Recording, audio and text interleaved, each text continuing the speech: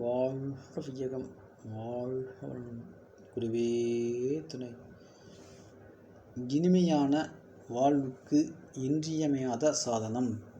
மனித வாழ்வுக்கு இறையுணர்வு மிகவும் அவசியமானது. இறையுணர்வு என்பது நம்பிக்கை.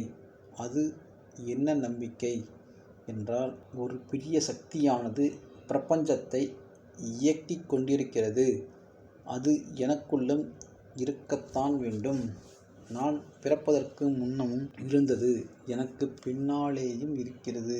அந்த சக்தி முன்னும் பின்னுமாக எல்லா இயக்கங்களையும் இயக்கிக் கொண்டிருக்கிறது என்றால், இப்போதும் எப்பொழுதும் அது ஊடுருவி நிறைந்து இயங்கிக் கொண்டேதான் இருக்கும்.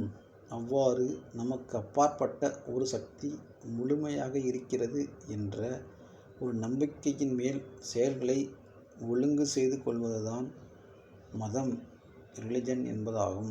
அதற்கும் மேலாக எவ்வாறு அந்த பரம்பொருள் நிறைந்த ஒன்று, மாறாத ஒன்று எல்லாவற்றையும் சரியாக இயங்கிக் கொண்டிருக்கிறது,